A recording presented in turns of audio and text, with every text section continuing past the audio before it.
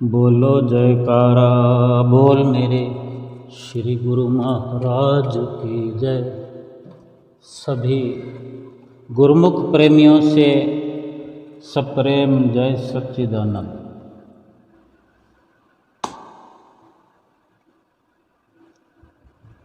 हम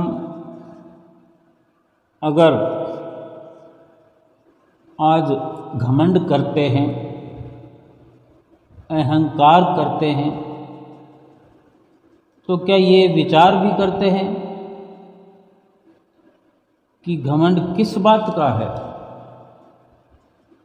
हम केवल अपने बारे में ये विचार करें, अपने बारे में ये सोच ताज़ा अंदर से बनाएं, खोज करें कि हम किस किस बात का घमंड करते हैं। क्योंकि महापुरुषों ने बहुत ही अपने निजी अनुभवों से कदम कदम पर इस संसार में अवतरित होकर हमारे लिए अपने मर्यादाओं से रास्ते बनाए, अपने अनुभवों से रास्ते बनाए, एक मुकाम हासिल कर सके, हम लक्ष्य को प्राप्त कर सके, इस जीवन की जो सच्चाई है उसे समझ सके। और उन्हीं इस प्रकार के अनुभवों से उनके इशारे निकल कर आते हैं, सार निकल कर आता है कि क्या हम घमंड करते हैं। हम सोचें, हमको सोचना है, हमको सोचना ही चाहिए कि हम अहंकार में रहते हैं तो क्यों? क्या हम अमीर हैं इसलिए घमंड करते हैं, या कि गरीब होकर भी घमंड करते हैं? पर अगर करते हैं अमीर होकर अपनी अमीरी का, तो फिर ये भी विचार हमें कर लेना चाहिए कि हम कितना अमीर हैं, कितनी अमीरी है हमारी, या फिर हमारी अमीरी के बाद, हमारी धनवानी के बाद फिर अंकुश लग गया है, फिर हमसे बड़ा धनवान या हमसे बड़ा अमीर कोई नहीं है। इस प्रकार के विचार करके देखें, फिर धीरे धीरे समझ में भी आए, गंभीरता से हम इन महापुरुषों के इस प्रकार के वचनों को समझें। अगर इस प्रकार की कोशिश करेंगे खोज करने की, तो हमें बहुत बड़ा लाभ होने वाला है। बिना कहीं जाए, बिना कुछ किए, बिना किसी कीमत के, एक जगह बैठे हुए ही हम इतने लाभान्वित हो जाएंगे जितना कि आज तक हम अपनी उम्र में इतना लाभ देखे नहीं, इतना लाभ सोचे भी नहीं, हमने इतना कमाया भी नहीं। इतनी कमाई हो जाएगी केवल महापुरुषों के इन शब्दों पर, इन जो उन्होंने अपने अनुभवों द्वारा जीवन का सार समझाने का प्रयास किया है। केवल इन पर विचार करने मात्र से ही इतना लाभ हो जाएगा जो आज तक नहीं हुआ। अगर हम समझना ही ना चाहें, विचार करना ही ना चाहें, तो जैसे गाड़ी चल रही है चलती रहेगी। फिर हम ये सोचते हैं कि हम तो ठीक ही हैं, तो फिर तो ठीक करने की ज़रूरत भी नहीं है। लेकिन अगर लगता है कि कहीं ना कहीं हमें कुछ चिंताओं ने घेर रखा है, कुछ परेशानियों ने घेर रखा है, कदम कदम पर कुछ तनाव रहता है, फिर भी हम अहंकार के साए तले जी रहे हैं, घमंड की चादर ओढ़े हुए हैं, हमें महापुरुषों के नज़रिए से, उनके अनुभवी इशारों से ये खोज करनी चाहिए। वास्तव में चाहे कितना घमंड करें हम, लेकिन हमारी औकात कितनी है, एक कविता के माध्यम से भी समझ सकते हैं। फिर घमंड कैसा, ये हमारी औकात की कहानी दर्शाई जा रही है कि फिर घमंड कैसा, घी का एक लोटा, लकड़ियों का ढेर, कुछ मिनटों में राख, बस इतनी सी है आदमी की औकात। एक बूढ़ा बाप शाम को मर गया, अपनी सारी जिंदगी परिवार के नाम कर गया। कहीं रोने की सुगबुगाहट तो कहीं ये फुसफुसाहट, अरे जल्दी ले चलो कौन रखेगा सारी रात, बस इतनी सी है आदमी की औकात। मरने के बाद नीचे देखा तो नज़ारे नज़र आ रहे थे मेरी मौत पे, कुछ लोग जबरदस्त तो कुछ जबरदस्ती रोए जा रहे थे। नहीं रहा बेचारा चला गया, 2-4 दिन करेंगे ऐसी बात, बस इतनी सी है हमारी औकात। बेटा अच्छी सी तस्वीर बनाकर लाएगा, उसके सामने अगरबत्ती जलाएगा, खुशबूदार फूलों की माला होगी, अखबार में अश्रुपूर्ति श्रद्धांजलि होगी, बाद में कोई उस तस्वीर के जाले भी नहीं करेगा साफ, बस इतनी सी है आदमी की औकात। जिंदगी भर मेरा मेरा किया, अपने लिए कम अपनों के लिए ज़्यादा जिया, फिर भी कोई न देगा साथ, जाना है खाली हाथ, क्या तिनका ले जाने के लायक भी होंगे हमारे साथ, क्या तिनका ले जाने के लायक भी होंगे हमारे हाथ, बस यही है हमारी औकात। जाने कौन सी शोहरत पर आदमी को नाज है, जो आखिरी सफ़र के लिए भी दूसरों का मोहताज है। फिर घमंड कैसा, बस इतनी सी है हमारी औकात। एक एक शब्द अगर समझ ना आ जाए तो एक प्रकार से यही सच्चाई है जीवन की, कि इंसान यहाँ पर पैदा होता है, मनुष्य जीवन में हम आए हैं इस दुनिया में। इंसान की ज़िंदगी में 84 लाख योनियों से सर्वश्रेष्ठ, सबसे ऊपर ये मनुष्य का शरीर है, और हमारी औकात इतनी सी ही है। क्यों? ये हम ही ने बनाई है अपनी औकात, अपनी औकात को इतना हम ही ने गिराया है। जो इंसान इस दुनिया से आज चला गया है, वो जो कुछ भी उसने अपने जीवन में कमाया वो सब कुछ अपने परिवार के लिए छोड़ गया, और स्वयं जो अपना जीवन लेकर आया, यहाँ जिया, वो भी तो परिवार के लिए ही अपना पल पल पल करके अपना जीवन उसने परिवार को सौंप दिया। सब कुछ परिवार के नाम कर गया वो, अपनी सारी जिंदगी, धन पदार्थ भी और अपना जीवन भी परिवार के नाम करता रहा और कर गया। फिर क्या होता है? क्या हम हकीकत जानते नहीं हैं? जब यही इंसान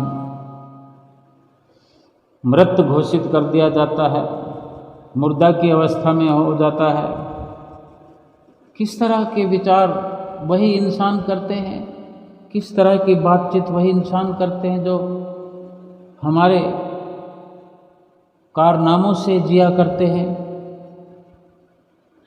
हमारी कमाई को जरिया मानकर जीवन अपना चलाते हैं,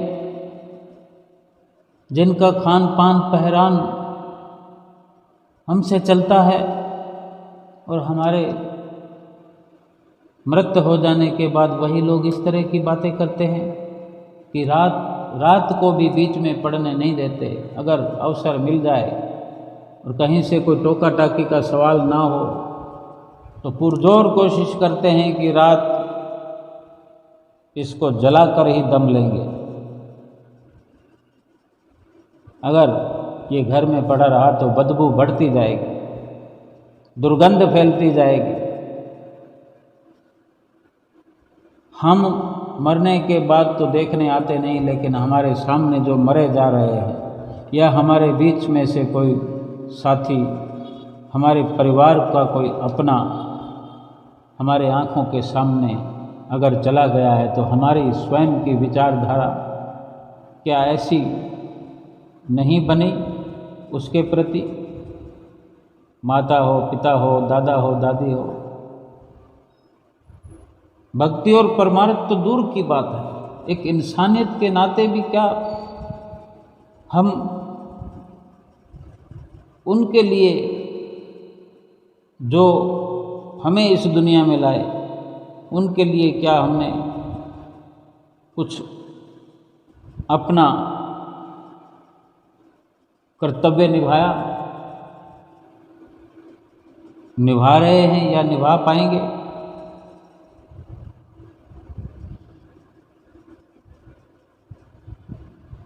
लेकिन हम जीवन में उन्हीं के लिए जीते रहेंगे और अपनी यही लीला को समाप्त कर देंगे। ये मनुष्य का शरीर जो हीरा, मोती, स्वर्ण, महापुरुष नवाजते हैं इन शब्दों से इस मनुष्य शरीर को, क्योंकि वो जानते हैं कद्र और कीमत मनुष्य जीवन की। हम चाहें तो हमको समझ आ सकती है, लेकिन हमने अपनी बुद्धि को भ्रष्ट कर लिया, अपनी बुद्धि होते हुए भी बुद्धिहीन हो गए हैं। तभी हमें ये समझ नहीं है कि हमारा दर्जा क्या है, हमारी पदवी क्या है। लेकिन हम तो उन सांसारिक पदवियों के कारण, अगर थोड़ा सा पद मिल गया, कल तक हम रोते फिरते होते हैं कि नौकरी मिल जाए, और अगर आज नौकरी मिल गई अहंकार आ जाता है, घमंड में झूमने लगते हैं। जिन लोगों के साथ रहा करते थे फिर उनसे आंख भी नहीं मिलाते, सोचते हैं कि वो आवाज़ देकर हमको नमस्कार करें। क्यों घमंड का जीवन जीना चाहते हैं? हमारे बच्चों की शादी नहीं हो रही तो मारे मारे फिरते हैं, जने जने को कहते हैं कि कोई लड़की हो तो बता देना, कोई लड़का हो तो बताना, और जब रिश्ता हो जाए तो घमंड हो जाता है, अपने जैसा किसी को समझते नहीं हैं। क्यों अपनी औकात भूलते हैं हम? ये सब हमारी आंखों के सामने हो रहा है और हम स्वयं लिप्त हैं।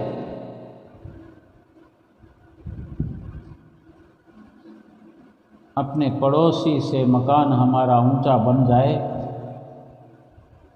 तो अकड़ कर चलते हैं, नई गाड़ी लेकर आ जाएं तो किसी से नजरें नहीं मिलाते आसानी से। क्या है ये सब? इन पदवियों का, इन ओहदों का कुछ भी नहीं मिलना है। इस पदवी से कोई लाभ नहीं होने वाला है, इस पदवी से लोक और परलोक नहीं सुधरने वाला। एक शमशान में दीवार पर लिखा था, ये भी एक इशारा है कि मंजिल तो तेरी यही थी, मंजिल तो तेरी यही थी, सारी जिंदगी गुजर गई आते आते। क्या मिला तुझे इस दुनिया से? क्या मिला तुझे इस दुनिया से, अपनों ने ही जला दिया तुझे जाते जाते। हमें शमशान ले जाया जाएगा, यानी हमारे जीवन की शुरुआत हुई, यानी जन्म हुआ, हमारे संसार में हमारा आना हुआ। उसके बाद में ये अंतिम पड़ाव है मृत्यु का। तभी एक ये 2 लाइनें सत्यता पर आधारित लिखी गई हैं कि मंजिल तो तेरी यही थी, आना तो तुझे यही था, लेकिन बहुत समय लगा दिया तूने। अगर तू देर से आया भी तो क्या कर रहा था, क्या प्राप्त कर रहा था? तभी तो लिखा है कि क्या मिला तुझे इस दुनिया से, अपनों ने ही जला दिया तुझे जाते जाते। हम अपनों से, ये मेरा अपना है, ये मेरा है, ये मेरी है, मेरा मेरा करते करते, मेरी मेरी करते करते हम इस पड़ाव पर आ जाते हैं। जीवन की इस मंजिल पर आ जाते हैं जहाँ पर हमको हमारे अपने ही जलाकर चले जाते हैं।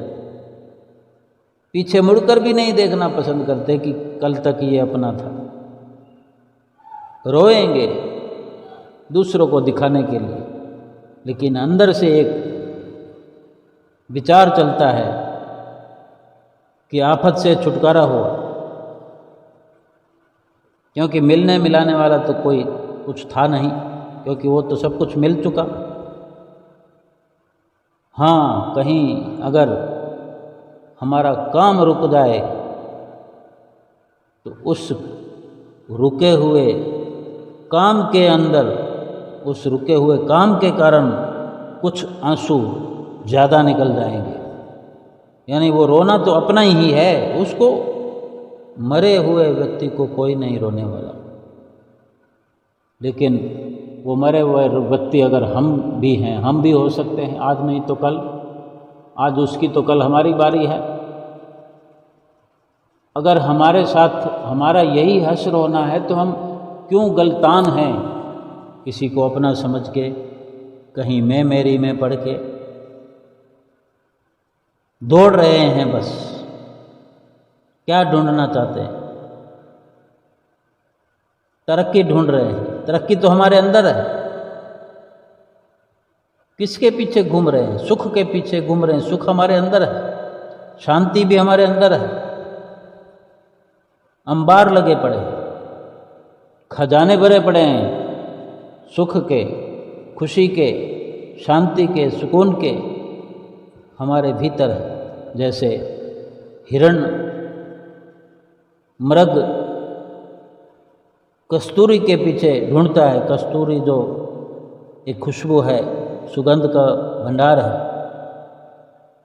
परम संत कबीर साहब जी फरमाते हैं, कस्तूरी कुंडल बसे मृग ढूंढे बनमाही, ऐसे घट में पीऊ है दुनिया जाने नहीं।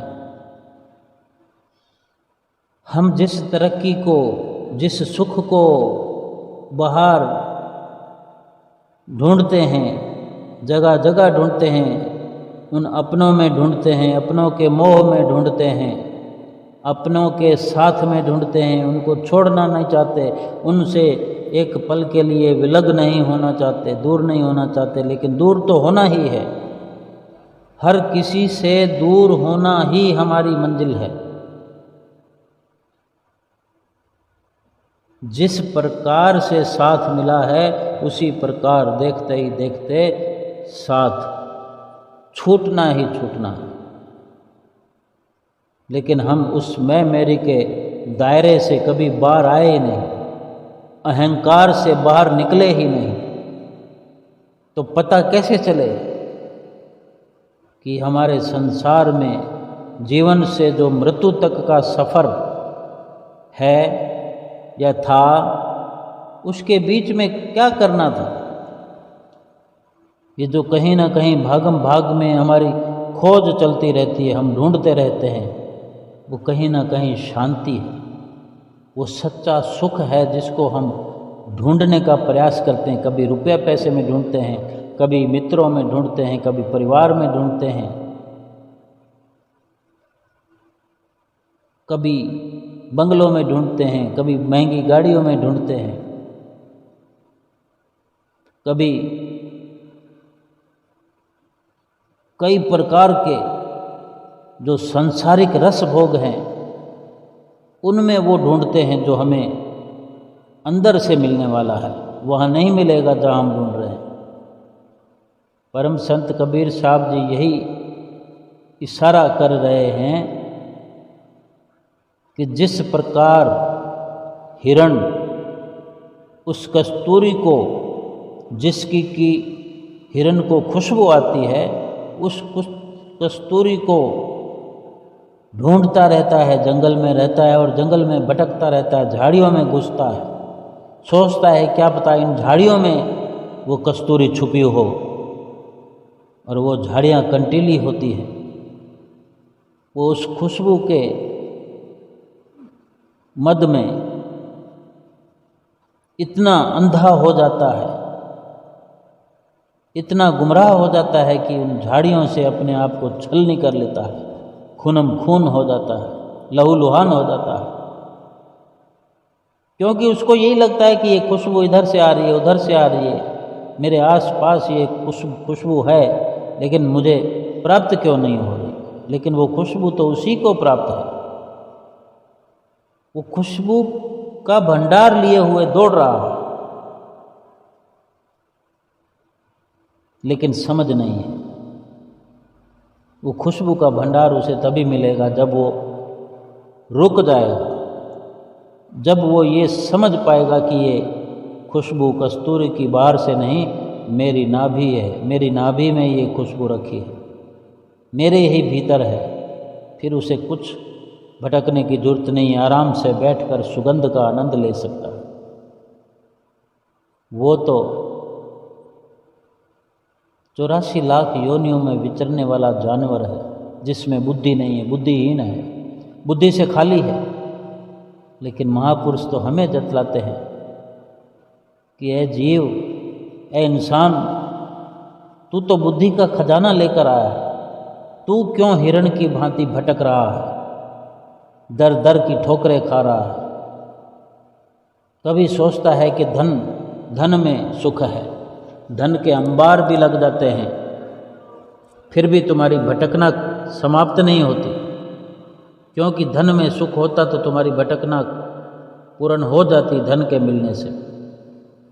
लेकिन ये सोचना कि धन में सुख है, ये गलत है। कभी तुम पुत्र की प्राप्ति में सुख ढूंढते हो, अगर होता तो पुत्र की प्राप्ति के बाद सुख मिल जाता। कभी अपने बच्चों की ब्याह शादी के अंदर सुख ढूंढता है, अगर होता तो अवश्य मिलता। जिनके पास धन है उन्हें देखा जाए तो वो अधूरे हैं, खुशी से वंचित हैं, सुखों से वंचित हैं, सुकून के लिए मारे मारे भटक रहे हैं। जिनके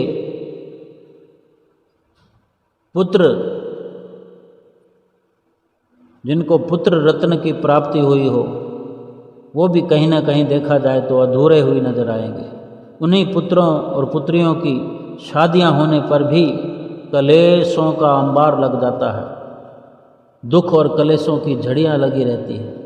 बेशक हंसते हुए नजर आते हैं, साधनों से संपन्न नजर आते हैं, लेकिन सही मायने में उनके जीवन का निचोड़ दुख है। जो वो मांग करते हैं या बिना मांगे भी जो प्रारब्ध के अनुसार मिलता है, उन किसी भी व्यवस्थाओं से सुखी नहीं हो पाते, क्योंकि उनकी जब तक खोज बाहर रहेगी, हम जब तक बाहर खोजते रहेंगे, बाहर ढूंढते रहेंगे, चाहे वह धन हो, रुपया पैसा हो, पद वैभव हो, परिवार हो, मित्र संबंधी हों, बड़े बड़े लाभ लश्कर हों, हाथी घोड़े हों, गाड़ियाँ हों, ये सब बाहर की वस्तुएं हैं। इनमें जब तक सुख मानते रहेंगे और सुख मानकर इनको एकत्र करते फिरेंगे, इनको अपनाते रहेंगे, इनको इकट्ठा करते रहेंगे, सुखी नहीं हो पाएंगे। क्योंकि सुख अपने अंदर है। फिर ये भी खोजते खोजते कहीं इशारा हमें मिल जाता है कि सुख सतगुरु के पास, सतगुरु के चरण शरण में मिलता है। ऐसा पता लगेगा कि सतगुरु ही हैं जो हमारी इस दृष्टि को मोड़ सकते हैं। जो हमारी दृष्टि बाहर के सामानों में, सांसारिक सामानों में जो लगी हुई है, इस दृष्टि को मोड़कर हमारे अंदर कर सकते हैं। इस दृष्टि को हम अपने अंदर की खोज करने में सक्षम हो जाएं, ऐसा सतगुरु ही कर सकते हैं। वही हमें बता सकते हैं कि वो सुख, वो पूर्णता, वो आनंद तुम्हारे भीतर है। उस आनंद की खुशबू तुम्हारे भीतर से आ रही है, लेकिन तुम समझ नहीं पा रहे। सतगुरु ही इस जीवन में हमारे लिए आईना है, दर्पण है, जिसमें हम यानी उनके दीदार से हम अपना अस्तित्व महसूस कर सकते हैं। उनके दर्शन दीदार मात्र से ये शुरुआत हो जाती है कि सुख अब मिलेगा।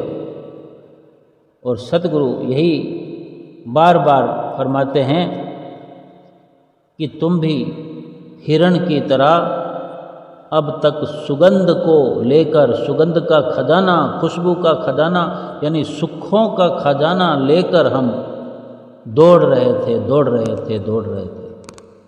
जैसे वो हिरण पागलों की तरह दीवाना हो जाता है,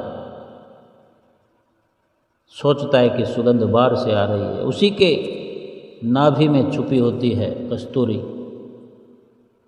फरमाते हैं कि इसी हिरण की तरह तुम भी जन्मों जन्मों से दौड़ रहे हो, भ्रम में हो। संत महापुरुष तो हमें सावधान करते हैं कि जरा रुक जाओ, अपने जीवन में ठहराव लाओ, मन की भटकना को शांत करो और ठहर कर फिर कुछ प्रतीक्षा तो करो। थोड़ा अंदाज़ा तो लगाओ कि संत महापुरुष कहते हैं कि सुख हमारे अंदर है, सुकून हमारे अंदर है। देखो महापुरुष फरमाते हैं, गुरुमुख प्रेमियों के लिए तो श्री गुरु महाराज जी नित्य प्रति अपने वचन फरमाते हैं, जतलाते हैं। जे सुख को चाहे सदा शरण राम की ले, यानी सतगुरु रूपी राम, निराकार परमात्मा साकार सतगुरु के रूप में हमारे सन्मुख हैं। श्री परमहंस अवतार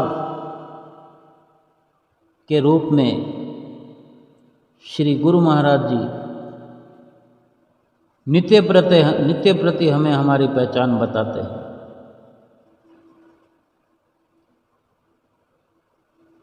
हमें अब तक अंदर खोजने की तो फुर्सत ही नहीं मिली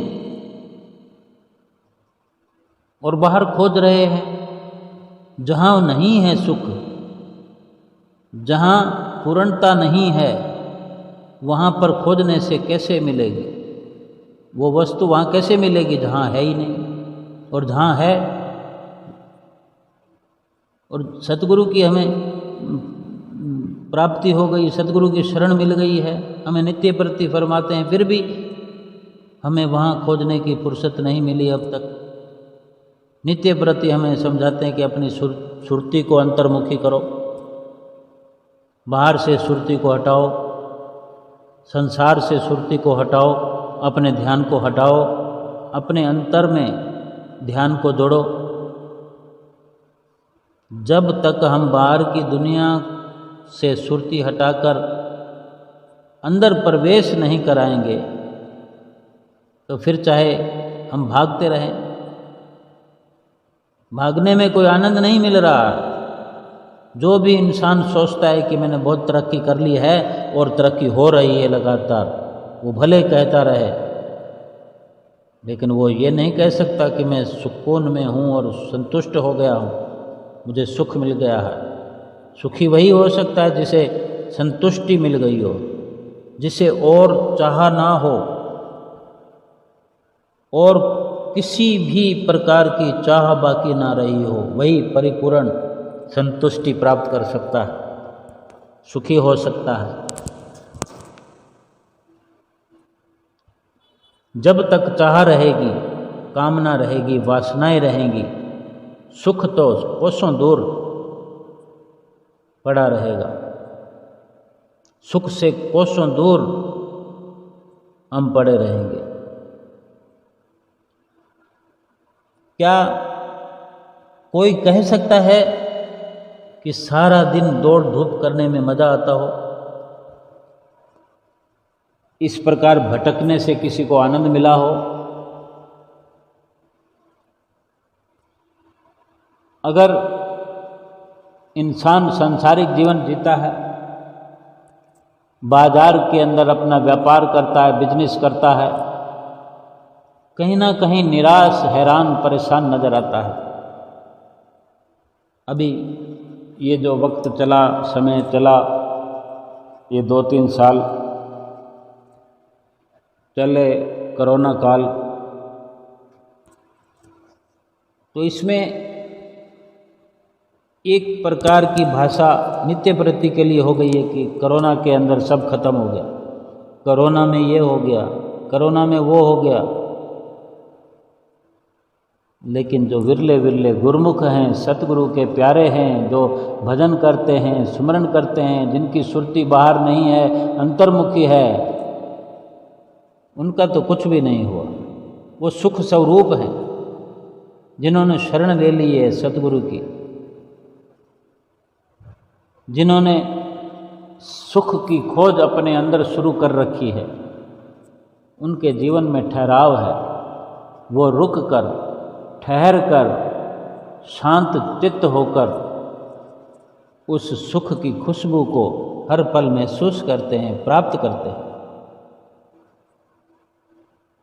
जब प्रेम पूर्वक हम सोचेंगे, ध्यान मग्न होकर विचार करेंगे, बड़े सहज स्वभाव से अपने भीतर झांकेंगे, तो सतगुरु के आशीर्वाद से फिर कृपा बरसेगी।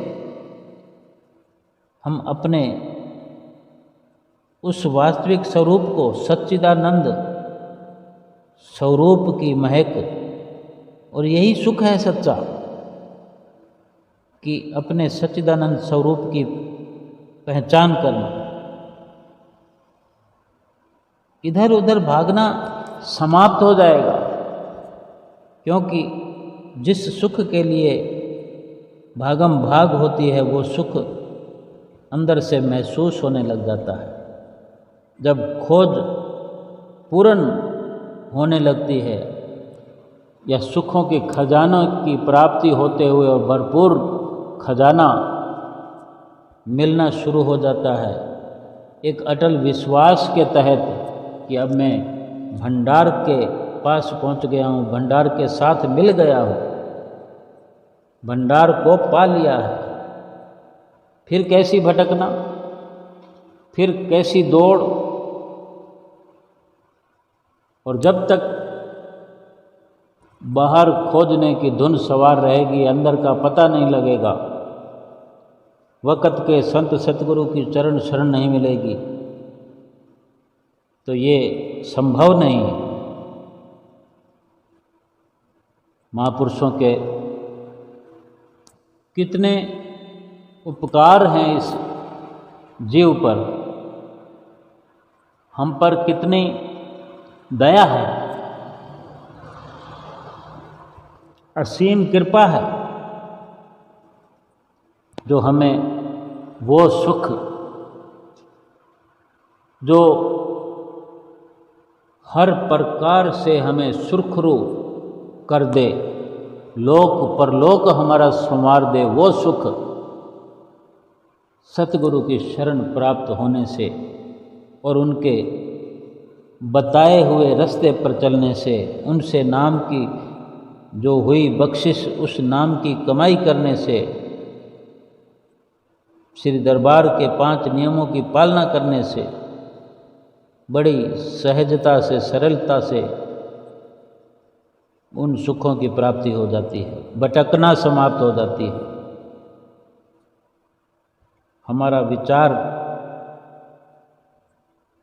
बदलाव ले आता है, बदलाव आ जाता है विचारों में, जो कल तक क्या पिछले पल तक जबकि ये सोच बनी रहती है, जाने कब सुखी हो जाऊंगा, जाने कब मुझे सुकून मिलेगा, जाने कौन सी वस्तु में सुख मिलेगा, जाने कब भटकना समाप्त होगी।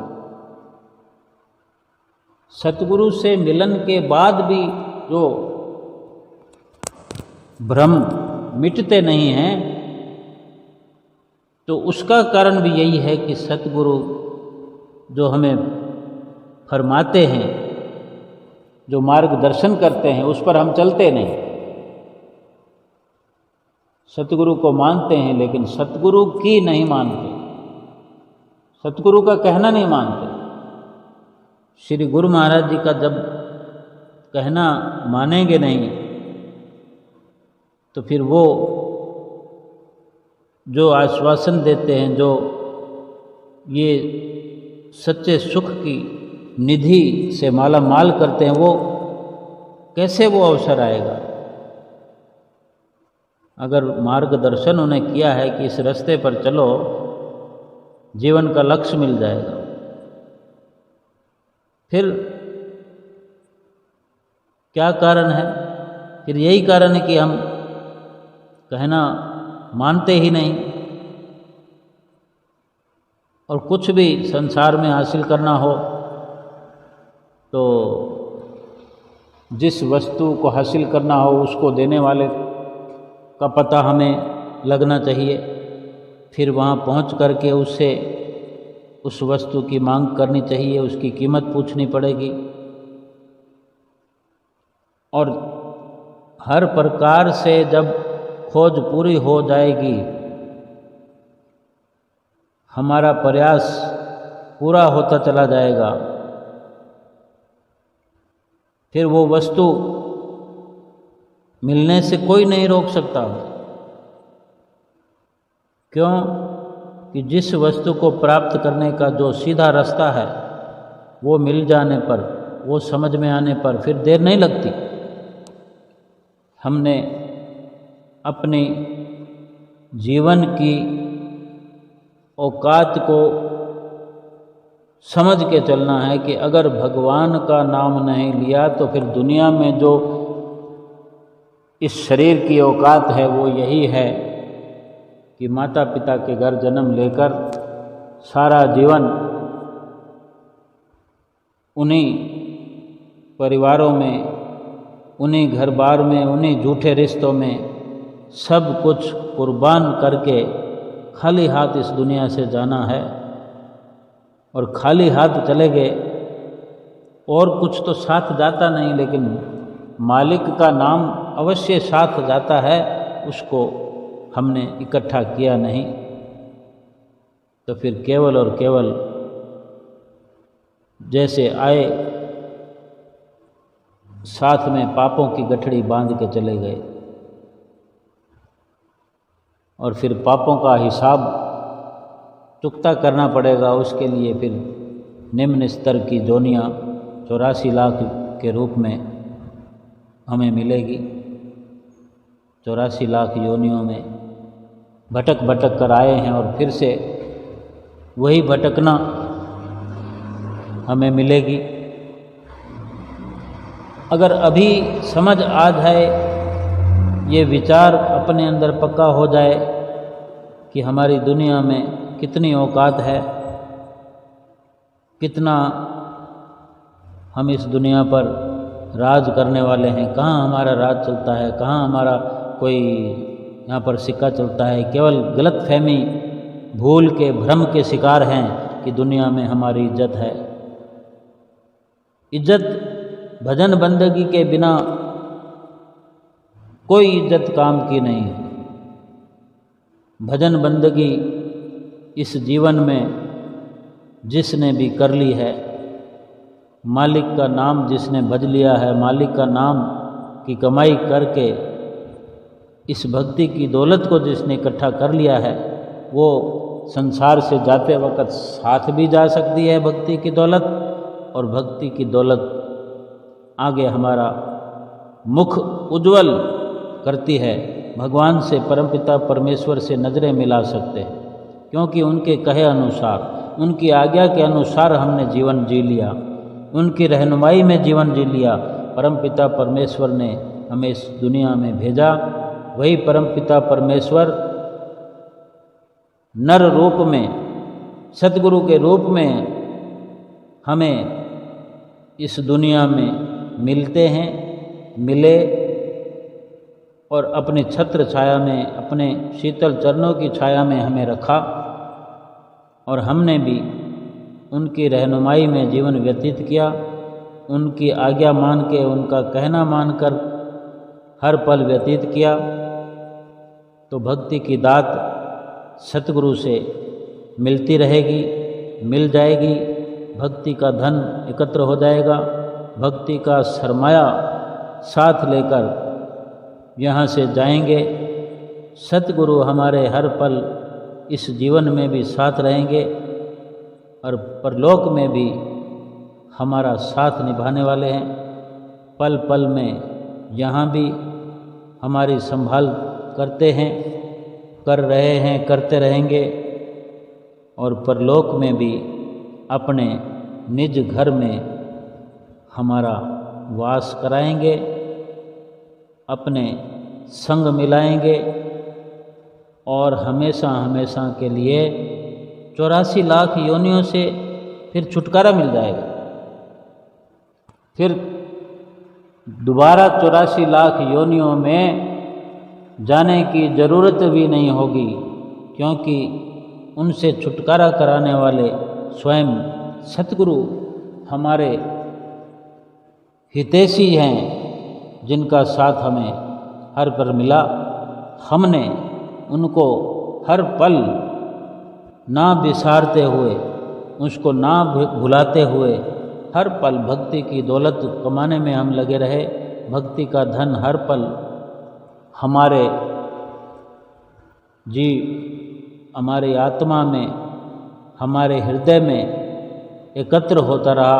भक्ति का खजाना, जिस भक्ति के अंदर सुख है, सुख ही सुख है, उसी भक्ति को सतगुरु की प्रसन्नता से जो हमने प्राप्त किया, हर पल भक्ति की दौलत भरपूर करते रहे, और इसी प्रकार भक्ति की दौलत से भरपूर होकर इस दुनिया से जाते हुए बड़े खुश प्रसन्न होकर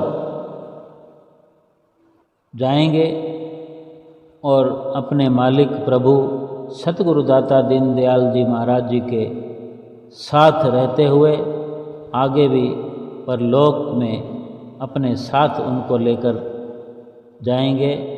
वो हमें अपने साथ लेकर जाएंगे और अपने संग मिलाएंगे। बोलो जयकारा बोल मेरे श्री गुरु महाराज की जय।